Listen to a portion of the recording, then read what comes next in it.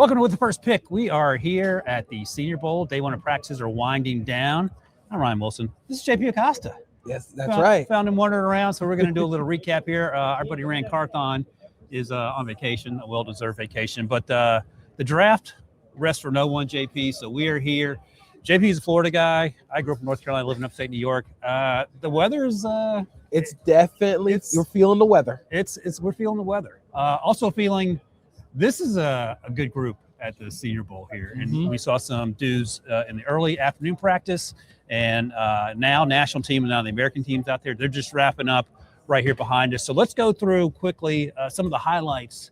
And the reality is you can watch different parts of practice, whether it's the one-on-ones, cornerbacks, wide receivers, whether it's offensive lineman, defensive lineman. At the end of the day, you have to go back and sort of look at the tape, and we'll do that later. But for now, sort of instant reactions, because that's what the people want.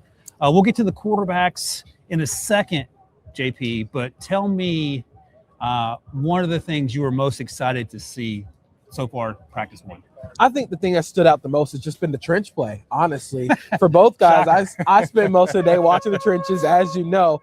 But really what stood out is just how long these defensive linemen, these linemen are. One guy that really stood out, national team, Max Wellen from Iowa, a lot more well put together than I thought he was. Vincent Anthony Jr. from Duke. How long is that guy? Long, physical arms and legs. He didn't look long on tape, I didn't think, for me personally. And then I didn't know who he was walking through the hotel today, and I saw him out here. So, okay, he's all arms. That is a first off the bus player. And then you get to the American team and you have guys like Derek Moore. You have Caleb Banks, who is just this massive individual. And it's good to see him out here because he barely played last year because of the foot injury. It's good to see him participating, him being active in this. But I just think the length and the size at both spots on the offensive and defensive line has really stood out today. And just seeing the physicality off rip has been really good for both teams. So the American team practiced second today. I'm guessing they'll practice first tomorrow. You talk about length before we get to the quarterbacks. The wide receiver group for the American team, you have Malachi Fields, who looks bigger than Vincent Anthony. He gets off the bus right after Vincent does. You have Jacoby Lane out of USC, who was long and physical. You have Ted Hurst, who has gotten a lot of buzz in recent weeks. We talked about him on the podcast as an under-the-radar guy, at least coming into this week. He is long. And then you mix that with the Aaron Andersons and the Baron Browns of the world. So that's fun to watch how this is going to progress in terms of the different styles of play. Also, the cornerbacks are long, by the way, I should mention. Both of Washington Huskies quarterbacks are here. Both are over 6'3". Both are long and physical. So this is I am often accused of falling in love with guys, but I feel like this is one of my favorite groups so far. But let's start where perhaps some people want to start, especially if their teams need a quarterback. Let's start with the QBs here. And the national team went first. We had Colton Payton out of North Dakota State. He can spin it a little bit. He's fun. I saw him warming up.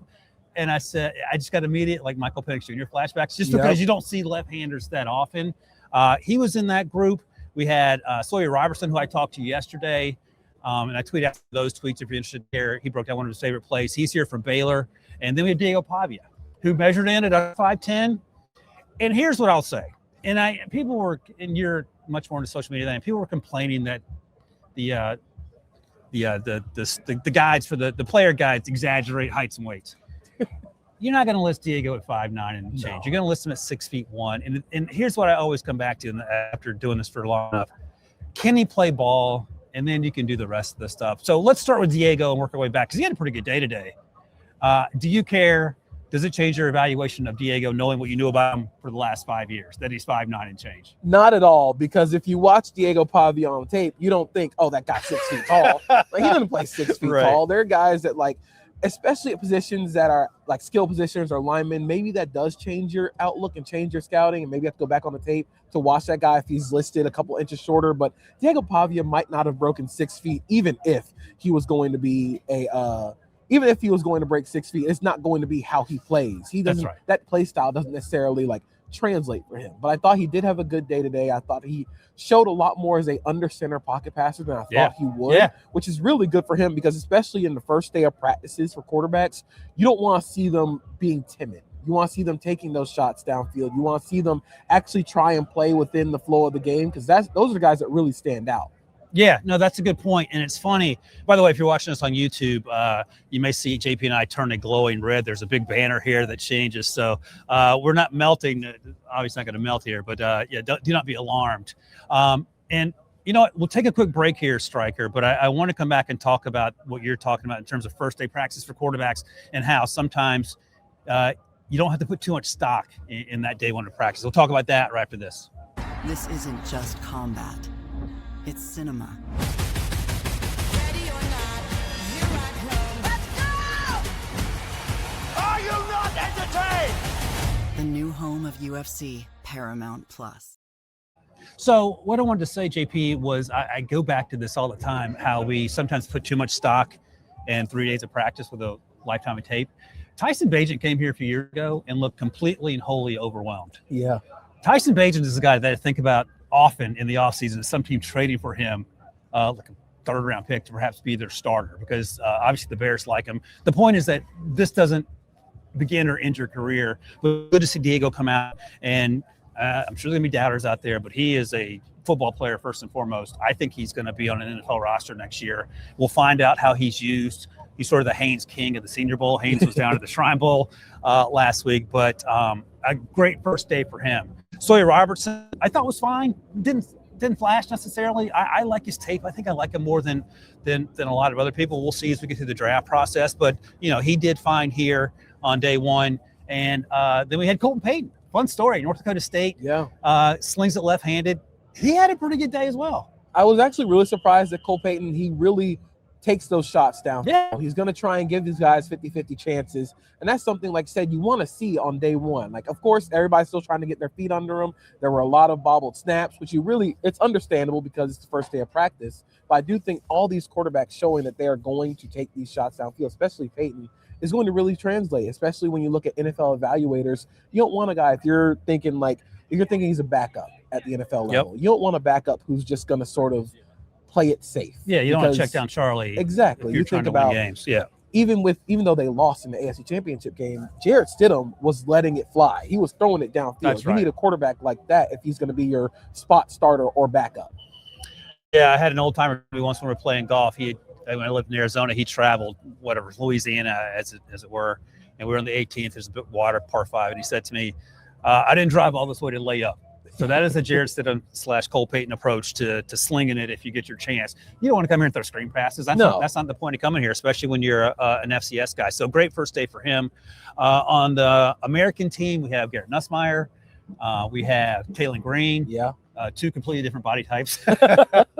And then who's our other quarterback? That's Luke Altmaier. Luke Altmaier, yeah. From Illinois. So he's closer to size as the Nuss Bus. Obviously, the biggest week here for quarterbacks probably starts with Garrett Nussmeier. I would argue that Taylon Green may not be far behind. He struggled with turnovers, but in terms of another off the bus guy, that's what you want. Now, I said this the other day, he's going to unfairly get Cam Newton comps. Yeah. But he can sling it. He's every bit of 6'6". I think he was officially 6'6".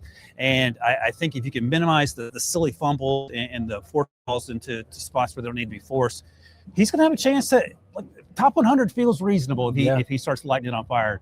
And I do think for Taylon Green, I was actually mentioning it to one of my friends, he looks like a Sam Presti, first round draft pick by the Thunder, just all said, arms and legs. Yeah. He's a very angular passer where I think he's sort of a mechanical a little bit when he throws the ball, but it's easy arm strength. And I actually wrote that down. Some of the mechanical issues I do think stem from he's sort of a robotic passer. You know what? Let me tell you this, and you can finish. Sorry to interrupt you. I was talking to him yesterday, and I said, what are some of the things you're working on?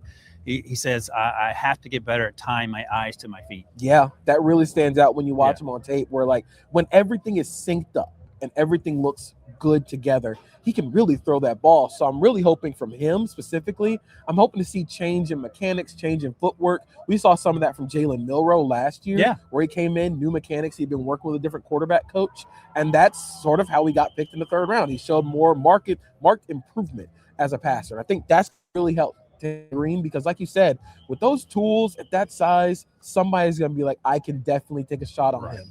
That's right. I'm glad you mentioned Jalen Milroe, another guy who came here last year and didn't set the world on fire, but he didn't let that determine who he was going to be, to your point, third-round pick, and now he's got a 50-50 chance to win a Super Bowl. Yeah. So it could be worse. What are some of the other things that stood out to you Or if you want, I can go down my list and we can just talk about things. I'll tell you this, as a trench guy, Yeah. I like Lee Hunter out of Texas Tech coming in. I fallen in love with Lee Hunter because he was dominant, not only the one-on-ones, but in the 11-on-11s. He should not move the way he does for a guy that size. Right. 330 plus, big, long arms, but the quickness stands out to me. And I think he's going to get sort of miscast as run-stopping nose tackle, one tech. He could play the 3 tech. I think he has a lot of pass rush upside, and I think that showed today. I think there are a lot of various body types. We talked about the length with the offensive and defensive line, but one of the guys that really stood out to me was Penn State's Zane Durant, who might be the smallest defensive tackle in this group. He's barely going to get to 300 pounds. I believe he's maybe 292, but his quickness on the inside really stands out. I think it stood out in this practice.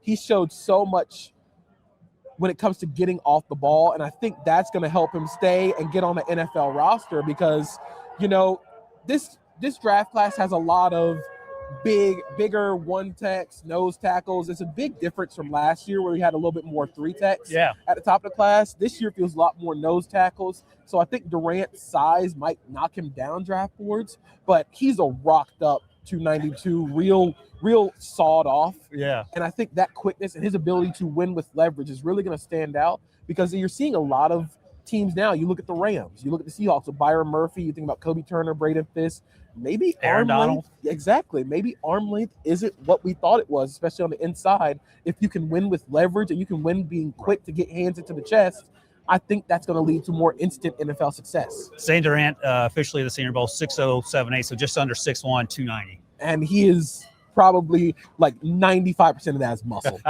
That is a sawed off individual. I love it. Let's see, who else was I happy about here?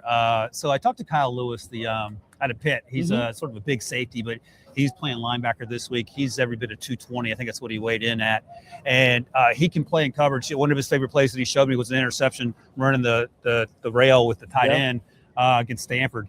And so he can do that all day long. He'll come down here and pop you in the mouth. He had some nice little flashes here early on. This is no surprise if you watch any college football. Jacob Rodriguez, maybe the most instinctive linebacker, not only here but in this draft class. Not that he's not a bad athlete. He's not Arvell Reese athletic. Yeah. But I was talking to a scout about this and said that Sonny Styles athletically, he'll get drafted first. Jacob Rodriguez could end up being the best linebacker by the time it's all said and done. So two of those defenders flash. I'd like to give those guys some love. Shout out to Dartmouth's Delby Lemieux. Yeah. Played left tackle in college at 280. He was listed at 300 here, so you gained. So they have him at center, which makes sense. Anything else stick out to you? Keelan Rutledge, guard from Georgia Tech. Nice. He has been my guy since the beginning of the season. He is going to kick your butt wherever he lines up. They lined him up at left guard, right guard, and center in practice. He had to be stopped a couple of times during practice because they were told not to go to the ground. Yeah. And Keelan Rutledge was finishing plays to the ground. That's the type of guy that you're getting. I actually really like him in terms of like being a day 2 pick. If you're a real gap scheme heavy team, you're thinking like a team maybe like how the Ravens ran a lot of their offense under Todd Monken with a lot of down blocks. He did a lot of their pulling stuff at Georgia Tech. If you need a guy that's going to be physical on those down blocks, real aggressive, I think Keelan Rutledge is your guy. I definitely think there's a chance that he leaves this week in Mobile as a surefire top 50 pick. Love it. I love it. I would be remiss if I didn't shout out Jennings Dunker, right tackle for Iowa. He wins the award for looking like the most football-ready player with the red hair. Yeah. He looks like Cody Mock's handsomer older brother. I love that. And he also had on like no undershirt and his shorts like he was going to the beach. Like guys out here got their sweatpants on, which I understand. Well, I'm sure in this weather, that's probably what he's not used to in Iowa. I think this is like beach weather for him. This is beach weather for him before he goes and bails the hay or whatever. I also wanted to mention Tyron Montgomery, the wide receiver out of John Carroll, who had played previously at Nicholls State. I don't have access to D3 tape, so I went back and watched some 23 Nicholls tape. And he's a big, strong, physical wide receiver. He looked not out of place at all here. And he had a couple nice one-on-ones against some guys that are going to be top 50 picks. And you love to see the smaller school quotation marks. He played at Nicholls State, so he's played some big-time ball. But John Carroll, D3, come out here and make some plays on day one. Yeah, my guy, my friend Devin Jackson told me about from John Carroll, former basketball player, and it shows up on tape.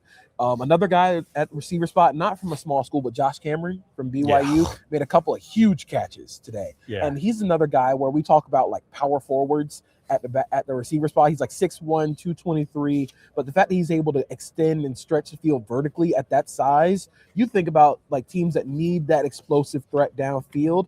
I think that's going to be really huge for his draft evaluation and draft prospects as well. No, that's right. And he is rocked up as well. Yeah. Yeah. It's a thing like, Sevion Williams. That's just how it works down there, I suppose. All right, let's get to the part where we have to talk about the O-line edge rush one-on-ones, because I would just say this. Last year, Mike Green destroyed Josh Connerly Jr. Yes. Josh was a left tackle at Oregon. He was playing right tackle out here. And Mike caught him right when neither foot was on the ground. Yep. And launched. Yep. Josh Connerly was a first-round pick. He struggled a little bit at the right side, whatever, but he was a first-round pick, athletic. Mike Green was a second-round pick, mostly because of some off-field stuff. Didn't play a whole bunch. My point is this. One rep does not define you.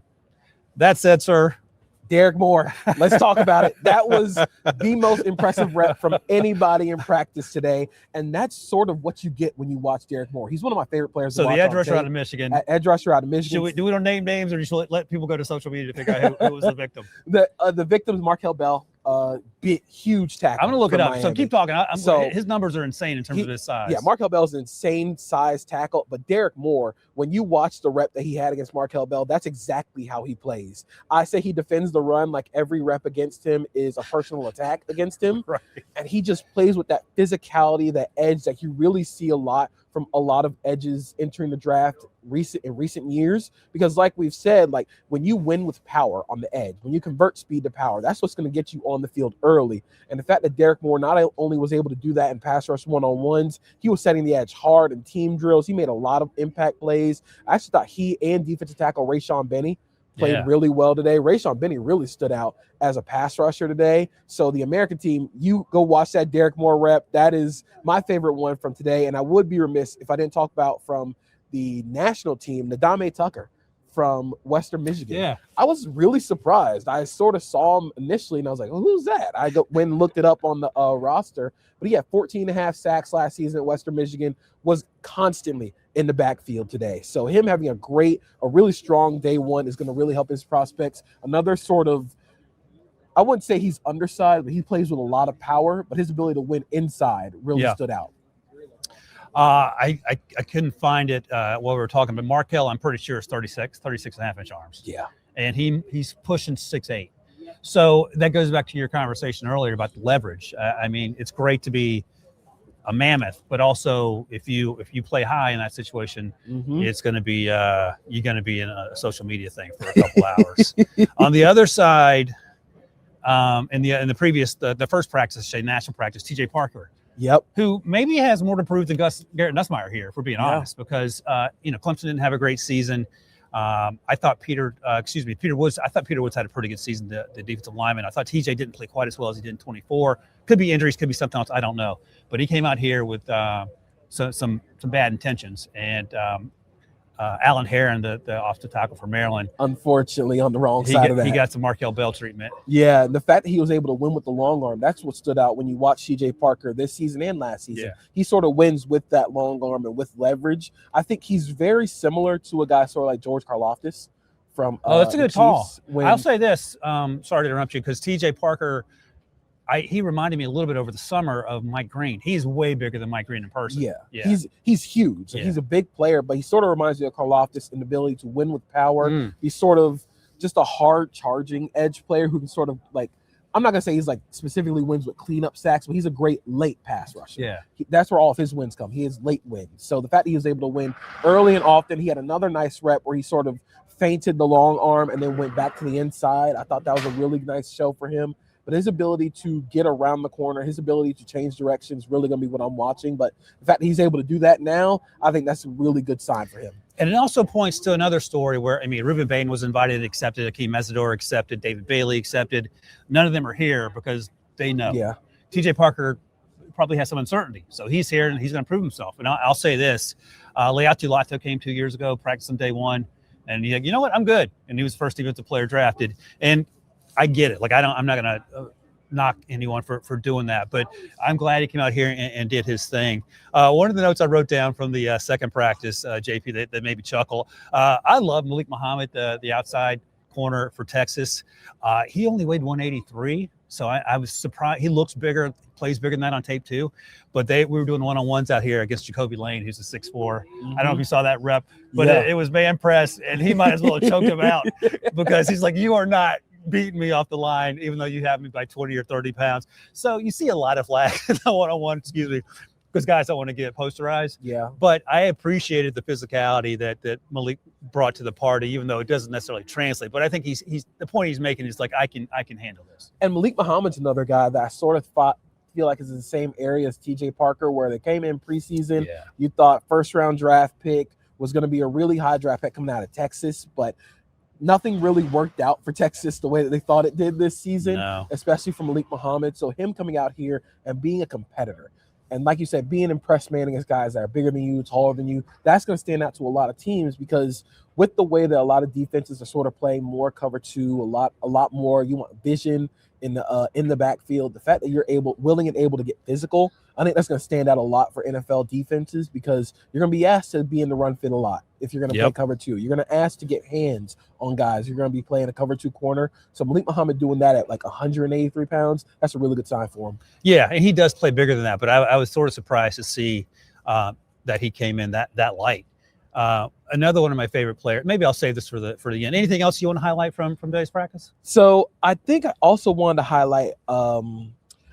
Jude Bowery. Yeah, tackle from Boston College. He's a good player, man. His teammate Logan Taylor. They both had some really nice reps. I was really impressed with Jude Bowery because he played tackle and guard in this practice. But he's another guy that I'm going to have to go back and watch some tape on, because he was really impressive in pass rush one-on-ones. His ability to anchor really stood out, because like we said, a lot of these guys are winning with power. So if you're a tackle in this scenario, it's sort of unfortunate to be in shells, that's shoulder pads and shorts, and getting bull rushed, because you can't really take guys to the ground on day one. But the fact that he was able to anchor, Logan Taylor is the same way. So I thought both the Boston College guys had some really nice reps. I'll mention one other offensive lineman that got my attention. I liked him when I watched his tape. Demetrius Cranover, the offensive tackle at Texas A&M. Spencer Fano's brother's here. I think his name's Logan. Yeah, and he's a hair on fire guy, and he was bringing the heat. And Cranover's like, all right, he's like, it was no issue for him, but he anchors really well too. And another big physical. It feels like these guys get bigger every year. I think I just get smaller as I get older, but it was a good start for him as well. And the other thing, as I mentioned, if you're Markel Bell or if you're Alan Heron, it's fine. It doesn't matter. You can come back and certainly battle that. Josh Connolly Jr. certainly did that. All right, before we get out of here, anybody you want to highlight that you want to see, you're excited to see sort of take that next step tomorrow and Thursday? So tomorrow we got full pads. And the guy that I'm really excited to see is somebody I haven't mentioned yet, Adam Randall, running back from Clemson. Number 23. Yes, he was giving guys the business in pass pro, which Adam Randall is a very interesting prospect because he's a former receiver moved to running back. You don't expect receivers to actually want to block. That's the whole reason they're playing receiver, not doing anything else. But Adam Randall's physicality as a pass blocker really stood out. Of course, he's going to win as a receiver. He's going to beat a lot of guys in the one-on-ones because of his receiver background. I think he's sort of a guy where you bring him in on day 3, he's your pass protector, he's your receiver, he can work on kickoff return. It's sort of similar to a guy that was here last year, got drafted by the Jaguars, and LaQuint Allen Jr. Where shout out Syracuse. He's a guy that wins as a pass protector. He's going to chip to death. He's going to chip your edge rushers to death. He's going to help in pass pro, and he's going to contribute as a special teamer right away. So I'm really excited to see Adam Randall with the full pads on continue to bring that physicality. That's a great call. I'll keep it going. 2 names. One everyone's familiar with, Nick Singleton, who didn't have a great season last year. He was banged up for part of it. I understand that. But I saw a little juice today, so I want to see him continue with that. And also Mike Washington Jr. out of Arkansas is an absolute laser, straight line bulldozer guy. Has a little wiggle, but I want to see him continue to do his thing as well. And then finally, I mentioned Aaron Anderson earlier. I'll mention him again. I loved him over the summer and just felt like LSU was off. And he's 5'7.5". He's 178, 180. So that's a problem. Yeah. But you can be Tez Johnson. Yeah. I mean, you can be a 7th round pick and find a way to contribute. And I have a soft spot for him. So I want to see how the rest of the week plays out for him as well. Yeah, and we've seen undersized guys, so like Andrew Hawkins. First guy I thought it was Trenton Holiday, who's kick returner, receiver for the Broncos. You've seen those really undersized guys work in the slot because they play bigger than their size. Absolutely. And I think if Aaron Anderson can play bigger than what he's actually listed at, I think it's going to show a lot to NFL scouts. Absolutely. All right, that is it for day one here at the Senior Bowl in Mobile, Alabama. For JP Acosta, who you can find on Pushing the Pile, I'm Ryan Wilson, and we'll see you guys here back tomorrow.